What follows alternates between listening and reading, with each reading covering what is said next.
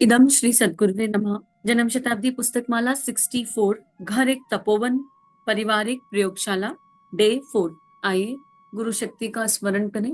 परम पूज्य गुरुदेव की दिव्य ऊर्जा को, गुरु मंडल, देव मंडल, ऋषि मंडल की दिव्य ऊर्जा को अपने अंतस में धारण करें और इस प्रयोगशाला में एक प्रयोग अपने ऊपर करें।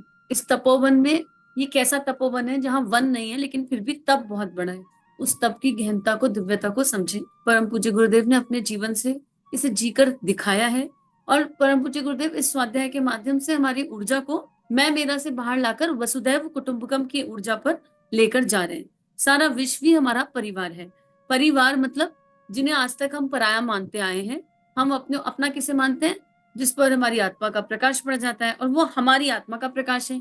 पर क्या ये आत्मा सच में हमारी है? हमने इस आत्मा पर कॉपीराइट कर लिया है, इस पर भी क्लेम कर दिया है कि ये मेरी आत्मा है। ऐसा संभव है? ये देह कह रही है ये आत्मा मेरी है। जहां देह ही अपनी नहीं है, वहां आत्मा कैसे अपनी हो सकती है? हम उस परम आत्मा के प्रकाश को, हम उस ईश्वर को कॉपीराइट और क्लेम कर रहे हैं। और क्योंकि फिर हम कह रहे हैं मेरी आत्मा, तो फिर हम क्या कह रहे हैं कि जो मेरी आत्मा का प्रकाश जहां जहां पड़ गया, यानी मेरे बच्चे, मेरा पति, मेरा परिवार, मेरा कुटुंब, ये जो छोटा सा दायरा है, यही एक मेरा दायरा है और यही एक मेरा परिवार है। तो गुरुदेव इस भ्रांति को तोड़ रहे हैं और गुरुदेव कह रहे हैं जिन्हें आज तक पराया मानते आए हो उनको अपना मान लो और उन पर सब कुछ वार दो। कैसे? जैसे गुरुदेव ने वार दिया। हमारा गुरुदेव से क्या रिश्ता है? देह से। हमारा ऋषियों से, संतों से क्या रिश्ता है? देह से। इतने ऋषि संत आए, इतने महात्मा आए, इतने भक्त आए, उन सबका हमसे क्या रिश्ता था? लेकिन उन्होंने फिर भी एक ऐसा दैवीय जीवन जिया कि हमारे लिए, हम सबके लिए अपने संपूर्ण अस्तित्व को वार दिया और हमें अपना परिवार मान लिया।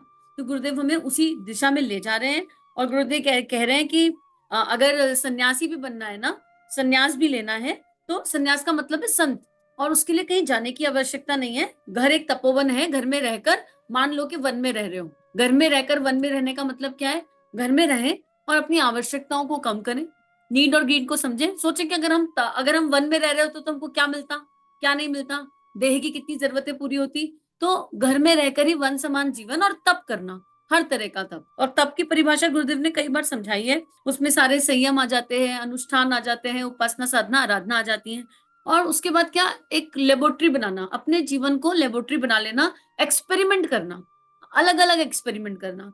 ऐसा कौन सा एक्सपेरिमेंट है जो सक्सेसफुल हो जाएगा और मेरी आत्मा के प्रकाश को हमारी आत्मा का प्रकाश बनाएगा? हम वसुदेव कुटुंबकम की ऊर्जा तक जा पाएंगे। इसमें गुरुदेव लिख रहे हैं, अब गायत्री परिवार के बारे में बता रहे हैं गुरुदेव।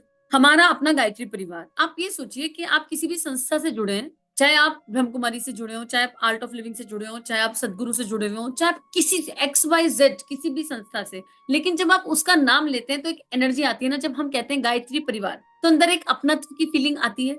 आप अपने आंख बंद करके अपने आप को ये बताइए, हाँ मैं इस संस्था का हिस्सा हूँ, या ये मेरे गुरु हैं, या मैं इस चीज को मानता हूँ। तो आपके हृदय में ना एक वाइब्रेशन होगी, क्योंकि आपकी आत्मा का प्रकाश, हमारी आत्मा का प्रकाश उस जगह पड़ गया है। तो when we say we are Gayatri Parivar, या we are art of living, या we are Sadhguru consciousness, we are Krishna consciousness, तो हम उस जगह एक जुड़ाव फील करते हैं, एक एनर्जी फील करते हैं। तो परम पूज्य गुरुदेव कह रहे हैं बस यही एनर्जी, भारत मेरा परिवार है, संपूर्ण विश्व मेरा परिवार है, वसुदेव कुटुंबकम। जब हम ये बोले तो हमें एक एनर्जी फील हो। जब हम वंदे मातरम सुने, नेशनल एंथम सुने, तो हमें एक एनर्जी फील हो। जब हम तिरंगे के बारे में सोचे तो हमारे अंतःकरण में एक एनर्जी फील हो। और हमने कभी चिंतन ही नहीं किया, एनर्जी सबको फील होती होगी। अगर आप ये सुन रहे हैं ना, तो है अंदर, वो तत्व है अंदर, जिसके कानों में परम पूज्य गुरुदेव की ये लेखनी जा रही है, या जिसकी आंखें इस लेखनी को पढ़ रही हैं। परम पूज्य गुरुदेव की जो पारखी नजर है, उन्होंने देख लिया है कि इस आत्मा में वो तत्व जुड़ा है, इस आत्मा में वसुदेव कुटुंबकम की ऊर्जा है। बस जागृति नहीं हुई, सुषुप्ति है। जागृति नहीं हुई, अभी समझ में नहीं आ रहा है। तो आप आंख बंद करके एक बार मन मन में गाइए, सारे जहां से अच्छा हिंदोस्तां हमारा हमारा। एक एनर्जी फील होगी, एक कनेक्शन फील होगा। आपको जो सॉन्ग अच्छा लगता हो देशभक्ति का, उसको गुनगुना कर देखिए। अगर वो फील हो रहा है तो बधाई हो, कॉन्ग्रेचुलेशन। है अंदर वो तत्व, परम पूज्य गुरुदेव केवल पर्दे हटाकर उसको उजागर कर कर हमारी स्मृति हमें लौटा रहे हैं। तो आइए अपनी स्मृति को पहचानते हैं, जानते हैं कि हमारे अंदर कौन सा वो तत्व है जो गुरु ने देख लिया पर हमको अभी नजर नहीं आ रहा है। गुरुदेव कहते हैं हमारा अपना परिवार गायत्री परिवार। परिवार शब्द से हमें बहुत प्यार है। हमने अगर विश्वास किया है तो पारिवारिकता पर किया है। हमने जो संगठन बनाया है तो उसका आधार कौटुंबिकता है। कुटुंब पर मैं विश्वास करता हूँ, ये परम पूज्य गुरुदेव का विश्वास है। वो कहते हैं उन्हें परिवार शब्द से बहुत ज्यादा प्रेम है, उन्हें कुटुंब शब्द पर विश्वास है। हर ईमानदार आदमी अपना सारा का सारा समय, संपदा अपने कुटुंब तथा परिवार के विकास के लिए खर्च करता है। हमने भी गायत्री परिवार के नाम पर जो परिवार बनाया उसके लिए खर्च करते हैं। जब मिशन छोटा था और हम तपोभूमि में रहते थे, उस समय अखंड ज्योति निकलती थी, तो हमने अखंड ज्योति परिवार शब्द का इस्तेमाल किया है। पुराने लेटर पैड पड़े होंगे, उनमें यही छपा है। अखंड क्या है इस संसार में? क्यों अखंड ज्योति नाम है? इस संसार में प्रेम के सिवा कुछ भी अखंड नहीं है। अखंड जिसको खंड खंड ना किया जा सके, जिसको टुकड़ों में बांटा ना जा सके। प्रेम की ऊर्जा एक अखंड ऊर्जा है, इसलिए क्या है अखंड भारत। भारत को कोई कितना भी तोड़ने की कोशिश करे, भारतीय ऊर्जा, भारत एक ऐसी ऊर्जा है जिसे खंड खंड नहीं किया जा सकता। इतने हजार वर्षों की गुलामी के बाद भी जागृत चेतनाएं हैं। इतने हजार वर्षों की गुलामी के बाद भी इसी भूमि पर ऋषि संत जन्मे हैं। इसी भूमि पर विवेकानंद, ठाकुर रामकृष्ण परमहंस, परम पूज्य गुरुदेव जैसी चेतनाएं जन्मी है। इसी भूमि पर झांसी की रानी माँ मीरा, माँ आनंदमयी जैसी चेतनाएं जन्मी है। कितना भी हो जाए लेकिन इसको खंड खंड नहीं किया जा सकता। भारतीय होने का जो तत्व है, भारतीय होने का जो भाव है वो भीतर है, इसलिए अखंड शब्द यूज किया। अखंड दीप जल रहा है, एक ऐसा दीप जिसका प्रकाश अखंड समय तक फैलता रहेगा, जो कभी खत्म नहीं होने वाला है, जिसको टुकड़ों में नहीं बांटा जा सकता है। तो गुरुदेव कह रहे हैं पुराने लेटर पैड होंगे, उनमें यही छपा है। जब हमने गायत्री का प्रचार शुरू किया तो गायत्री परिवार बना दिया, उसके बाद युग निर्माण परिवार बना दिया, अब प्रज्ञा अभियान शुरू किया तो प्रज्ञा परिवार बना दिया। एक एक शब्द की ऊर्जा को रीड करने की आवश्यकता है। गायत्री, गायत्री क्या है? इस सारे समाज की, इस सारी सृष्टि की, अनंत ब्रह्मांड की रचना गायत्री से हुई। गायत्री माँ हो गई ना सबकी। अब एक माँ का तो पूरा ही परिवार होगा ना। गायत्री परिवार मतलब गायत्री माता का परिवार। तो ये पूरा विश्व क्या गायत्री माता का परिवार नहीं है? विश्व का जन्म कहाँ से हुआ? ऐसा है क्या कि महाराष्ट्र का जन्म तो गायत्री माता से हुआ है, और पटना का जन्म कहीं और से लक्ष्मी जी से हुआ है, और यूरोप में का जन्म कहीं और से हुआ है? ऐसा तो नहीं है ना। संपूर्ण चेतन का जन्म, संपूर्ण जड़ का जन्म गायत्री से हुआ है। गायत्री शक्ति से ब्रह्मा ने इस ब्रह्मांड की रचना करी। तो वहां गायत्री का परिवार हो गए हम गायत्री माँ के बच्चे हैं। हम सब, हम किसी भी माँ में मानते हो, हम किसी भी ईश्वर में मानते हो, गायत्री मंत्र यूनिवर्सल क्यों है? वो इसीलिए यूनिवर्सल है क्योंकि गायत्री मंत्र के द्वारा हम जगत जननी आदि शक्ति को याद करते हैं, अपनी माँ को याद करते हैं। गायत्री परिवार। अब गायत्री क्या करती है? जो गायत्री को जपेगा, जो गायत्री परिवार की बात करेगा, जो गायत्री मंत्र में बिलीव करेगा गुरु सानिध्य में, वो युग निर्माण तक जाएगा। गायत्री के प्रेम का परिणाम युग निर्माण है, निश्चित रूप से है, क्योंकि युग निर्माण मतलब एक नया युग आ रहा है। कलयुग है, त्रेता युग है, द्वापर युग है, सारे हैं, लेकिन अब वापस सतयुग आना है, एक नया युग आना है। उस नए युग की नींव में गायत्री बैठी है। क्यों? अब जो युग निर्माण परिवार तक जाएगा गायत्री करेगा, और जिसकी सोच युग निर्माण तक चली गई, वसुदेव कुटुंबकम तक चली गई, विश्व कल्याण के भाव तक चली गई, उसकी प्रज्ञा जागृत हो गई, अपनी छोटी बुद्धि विलय हो गई। ऑब्वियसली गायत्री मतलब प्रज्ञा और रितंबरा। प्रज्ञा क्या है? प्रज्ञा वो विवेक है जो मैं मेरा से बाहर निकालती है, जो देह भाव नाम भाव से बाहर निकालती है, जो आत्मा के दिव्य प्रकाश को तिरंगे तक लेकर जाती है, आत्मा के दिव्य प्रकाश को विश्व तक लेके जाती है, जो पंच तत्वों के प्रति प्रेम जगाती है। तो वो प्रज्ञा हो गई। तो गुरुदेव ने कहा इसके बाद हमने प्रज्ञा अभियान शुरू किया, क्योंकि ये अभ्यास हो गया। अभ्यास, प्रैक्टिस करना पड़ेगा, प्रैक्टिस करना पड़ेगा प्रज्ञा की जागरण के लिए। बार बार दिखाई देगा मेरा बच्चा, मेरा परिवार, मेरा ऐसा, मेरा वैसा, फिर याद दिलाना पड़ेगा नहीं मेरा कुछ नहीं, मैं गायत्री माँ का हूँ, मैं एज अ कॉन्शियसनेस गायत्री माँ का हूँ, और गायत्री माँ तो सबकी माँ है। तो मेरा फिर यही थोड़ा है कि जो मेरी देह से जन्मा वही मेरा है, या जिसको माता पिता ने शादी करके दे दिया वही मेरा है, या मेरे सास ससुरी मेरा है। ये लिमिटेड, ये जो लिमिटेशन है ये खत्म हो जाएगी, and we are unlimited. Sky is the limit. हम अनलिमिटेड हो जाएंगे, और इसके बाद वो प्रज्ञा परिवार, फिर सारा परिवार मेरा। जैसे स्वामी विवेकानंद जी ने कहा शिकागो से, my dear brothers and sister, he meant that. जब उन्होंने ये कहा, वो उनका उनका जो ऊर्जा थी, उनकी जो वाइब्रेशन थी, वो आत्मा के प्रकाश से आ रही थी। वो केवल शब्द नहीं थे, उन शब्दों में ब्रह्म बैठे थे, उन शब्दों में ईश्वर बैठे थे, उन शब्दों में उनके गुरु का प्राण बैठा था। इसलिए 3 मिनट तक तालियां बजती रही। ऐसे कोई नई बात तो नहीं कही थी, ऐसे कोई बहुत अनयूजुअल शब्द नहीं कहे थे, बहुत कॉमन बात कही थी, my dear brothers and sister. बस उन शब्दों की ऊर्जा ने उनके हृदय को स्पर्श किया। कैसे? जैसे परम पूज्य गुरुदेव की लेखनी हमारे अंतःकरण को हिलाकर रख देती है, हमारी आत्मा को हिलाकर रख देती है, हमारी भावनाओं को झंझोड़ कर रख देती है। परम पूज्य गुरुदेव की लेखनी केवल लेखनी नहीं है, अखंड प्रेम की वो दिव्य ऊर्जा है जो हमारी आत्मा को पल पल प्रकाशित कर रही है, प्रकाश की ओर ले जा रही है। हर क्षण ऐसा हो रहा है कि हम अंधकार से प्रकाश की ओर बढ़ रहे हैं, मृत्यु से अमृत की ओर बढ़ रहे हैं। हम हर क्षण सविता देवता की ओर बढ़ रहे हैं। परम पूज्य गुरुदेव की लेखनी में वो प्राण है। अब गुरुदेव लिखते हैं, मित्रों, यह परिवार हमारे प्राणों का अंश है। यह परिवार हमारे प्राणों का अंश है। जब हमारी देह से एक संतान जन्मती है और हम उसे अपनी देह का अंश मांगते हैं, तो उसके लिए जान प्राण निछावर रहते हैं। अब गुरुदेव ने कहा, ये पूरा परिवार, जितने लोग हैं, ये हमारे प्राणों का अंश है। तो इस बात में गर्व अनुभव करना चाहिए, हमें खुशी होनी चाहिए कि हाय, हम अपने गुरु का हिस्सा हैं, हम अपने गुरु के अंदर ही विराजमान हैं और उन्हीं का विस्तार होकर बाहर आए हैं। तो कब तक सोते रहेंगे? हमें जागने की आवश्यकता है, क्योंकि परम पूज्य गुरु वाक्य ब्रह्म वाक्य। और ये कितने गर्व की बात है कि गुरुदेव कह रहे हैं कि अगर आपने इस परिवार को अपना मान लिया है, आप इस परिवार से थोड़ा भी जुड़ गए हैं, तो आप ये समझ लीजिए कि आप हमारे प्राणों का अंश हैं। आप देखते नहीं, इसको हमने सींचा है, बढ़ाया है, हमारा परिवार किस तरह से जुड़ा है। आप देखते नहीं, माता जी आपकी माता है, वे अगर आपकी माता जी हैं तो हम भी आपके पिताजी हैं। आपने इस परिवार में यह नहीं देखा होगा कि कोई इस परिवार में छोटा है तथा कोई बड़ा। हमारे यहाँ परिवार के अलावा अन्य कोई व्यवहार सिद्धांत नहीं है। इसके अलावा हम किसी चीज पर विश्वास नहीं करते। आप विचार करो, कभी तपोभूमि शांति कुंज जाकर देखिए, वहां आपसे कोई आपका लास्ट नेम नहीं पूछेगा, कोई आपकी जाति धर्म नहीं पूछेगा। आप आए हैं तो माता पिता के दरबार में सबका स्वागत है, आइए, रहिए, चीजों को जानिए, समझिए, यज्ञ की ऊर्जा को समझिए, जप की ऊर्जा को समझिए, गायत्री माता मंदिर को समझिए, सप्तऋषि आश्रम की दिव्यता को समझिए। वहां बुक्स मतलब लाइब्रेरी मानकर जाइए और परम पूज्य गुरुदेव की चेतना को हृदय में लेकर आइए। तो वहां पर कोई प्रश्न नहीं होता, कोई उत्तर नहीं होता, केवल आपका स्वागत किया जाता है। जैसे लड़की मायके जाती है तो स्वागत किया जाता है ना, या लड़का बहुत दिनों बाद नौकरी से छूटकर आता है तो स्वागत किया जाता है।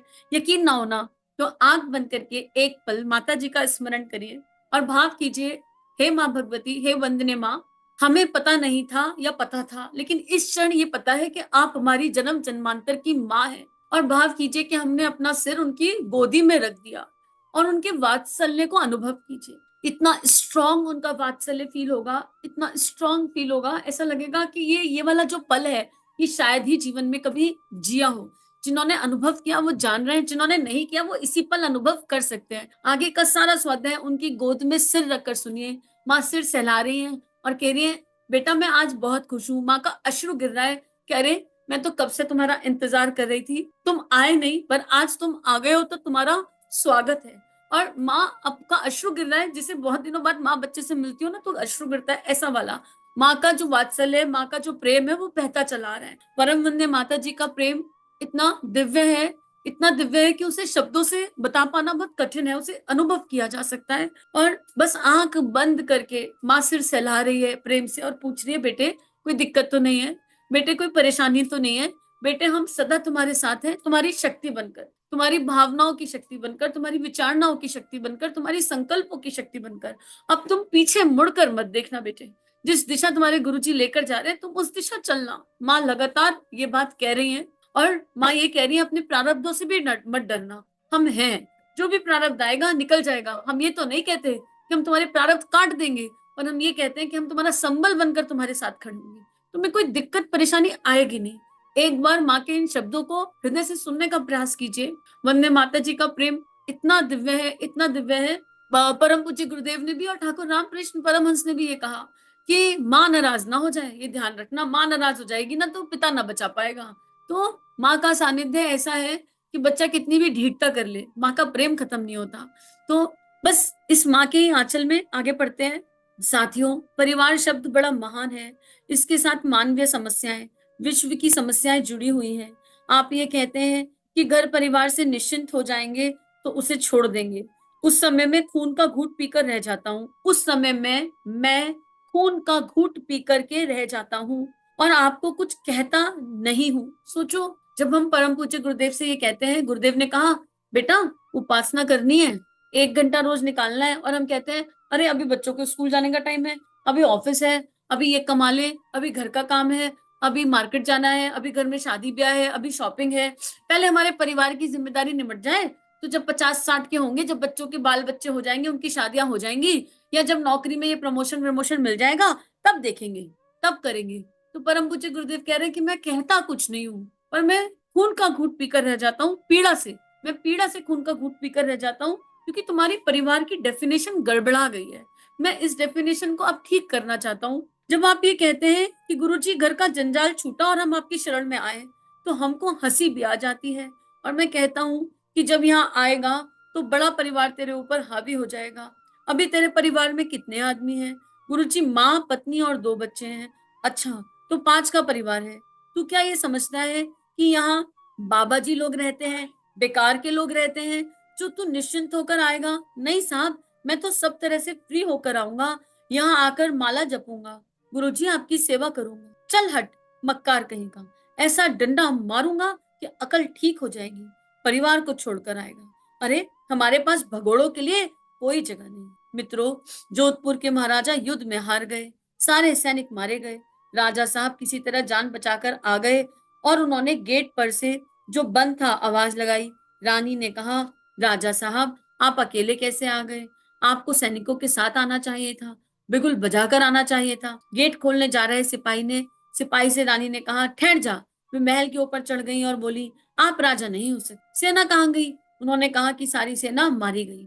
रानी ने कहा जोधपुर का महाराज ऐसा बेहुदा नहीं हो सकता, आप हमारे पति नहीं हो सकते, आप वहीं जाइए तथा युद्ध कीजिए। यदि आप मारे भी जाएंगे तो आपके सिर को लेकर मैं प्यार करूंगी, बड़े भगोड़े को मैं प्यार नहीं करूंगी।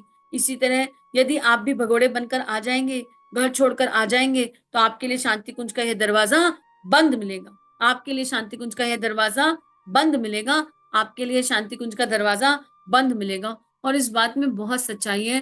परम पूज्य गुरुदेव ने कहा तपोवन, हम ये कह रहे हैं कि हम घर में, गुरुजी ने हमें ये नहीं कहा कि तुम संन्यास ले लो, हिमालय पर चले जाओ। वो तो ये कह रहे हैं गृहस्थ एक तपोवन, घर एक तपोवन। वो ये कह रहे हैं तुम जहां पर हो वहीं पर स्वयं को साधना शुरू करो। और हम कह रहे हैं हम उपासना भी नहीं कर सकते, हम पहले फ्री हो जाएं, हम फ्री होकर अपने घर को छोड़कर आपके पास आ जाएंगे। नहीं चाहिए गुरुदेव को ऐसे लोग, क्योंकि यकीन मानो हम कभी फ्री नहीं होंगे। पहले बच्चे पालेंगे, फिर बच्चों के बच्चों को पालेंगे, फिर उनकी जिम्मेदारियां उठाते रह जाएंगे, और मैं मेरा, हम आत्मा के बंधनों से ही फ्री नहीं हो रहे। अभी हमारी आसक्ति मोह के बंधन इतने धागे कैड़े हैं। तो परम पूज्य गुरुदेव कह रहे हैं तुम जहां हो वहीं पर अपनी मिथ्या बंधनों से मुक्त हो जाओ, जैसी परिस्थिति में हो वैसी परिस्थिति से मुक्त हो जाओ, फिर विवेक के अनुसार निर्णय लो। विवेक के अनुसार, अगर तुमको लगता है कि तुम्हारा सारा परिवार कंट्रीब्यूट कर सकता है, और तुम्हारा विवेक प्रज्ञा रतंभरा ये कहता है कि तुमको शांति कुंज आकर सेवा करनी है, तो तुम शांति कुंज आओ, आज की परिस्थितियों के हिसाब से वहां पूछो, अप्रूवल लो, लेकिन इसलिए मत आओ भगोड़े बनकर कि अरे यार बहुत मेहनत वाला जीवन है, शांति कुंज चलते हैं, फ्री में मिल जाएगा सब कुछ, वहां फ्री में रहने को मिलेगा, फ्री में खाने को मिलेगा। बिल्कुल ऐसा नहीं है, ये एकदम सत्य नहीं है। तो भगोड़ों के लिए कोई जगह नहीं है, और ये एक्सपीरियंशियल भी है, एक्चुअली भगोड़ों के लिए कोई जगह नहीं है। हम आपको घुसने ही नहीं देंगे। आप कहते हैं कि हम जिम्मेदारी से निवृत्त हो जाएंगे तब आएंगे। क्या निवृत्त हो जाएंगे? क्या समाज का कोई उत्तरदायित्व नहीं आपके ऊपर? देश का कोई उत्तरदायित्व नहीं आपके ऊपर? देखो, एक लाइन बड़ी महत्वपूर्ण है। अगर स्व का अध्ययन करते हुए देखें, हम ये कह रहे हैं कि जब हम जिम्मेदारियों से मुक्त हो जाएंगे तब आएंगे। यानी हमने अपने चेतन मन को ये बता दिया कि हम तो, हमारे पास अब कोई जिम्मेदारी नहीं है। तो हम गैर जिम्मेदार होने के बाद अगर गुरु के पास जा भी रहे हैं, तो वहां पर हमें कोई काम मिलेगा तो हम ये कह देंगे अरे यार पूरा जिंदगी तो जिम्मेदारी निभाई, अब गुरुजी ने हमें देश की जिम्मेदारी दे दी, अब गुरुदेव ने हमें इतने सारे लोगों की जिम्मेदारी दे दी, हमारे पास वो इमोशन ही नहीं होगा, वो फीलिंग ही नहीं होगी। तो हमको देश के प्रति प्रेम को, हमको समाज के प्रति जो उत्तरदायित्व जिम्मेदारियां, हमको नर्चर करना पड़ेगा। हम जहां पर भी हैं वहां नर्चर करना पड़ेगा। और यहाँ पर क्या काम करना है वो बहुत सरल है। कुछ भी नहीं समझ में आए ना, तो पंच तत्वों के लिए, माँ धरा के लिए प्रार्थना मिनिमम है। ये इस बारे में कई बार बात हो चुकी, जो लगातार सुनते हैं, लगातार पढ़ते हैं, उनको समझ में आएगा। तो गुरुदेव ये कह रहे हैं अपने उत्तरदायित्वों को समझिए। आपका समाज के प्रति उत्तरदायित्व है, देश के प्रति उत्तरदायित्व है। अभी नहीं साहब, अभी आऊंगा तो बेटी की शादी करनी है, उससे निवृत्त नहीं हो पाया हूं, तब उससे निवृत्त होकर आ जाऊंगा। तब गुरुदेव कहते हैं ऐसी चपत लगेगी कि होश ठिकाने आ जाएगा। जिस परिवारिकता की परिभाषा में तुम बैठे हो मैं उसे पारिवारिकता नहीं कहता। पारिवारिकता बहुत विशाल चीज है। तो गुरुदेव ने हमारी एक डेफिनेशन को आमूलचूल बदल दिया है। हमारे अंतःकरण में वसुदेव कुटुंबकम का बीज आरोपित कर दिया है। और माता जी के आंचल में, माता जी की गोदी में सिर रखकर अगर हमने ये सुना है, तो निश्चित रूप से इसको गुना है।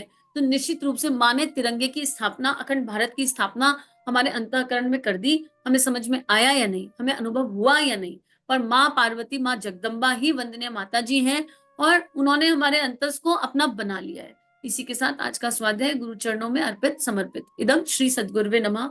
इदम श्री सद्गुरुवे नमः। श्री कृष्णम वंदे जगत गुरु। श्री कृष्णम वंदे जगत गुरु।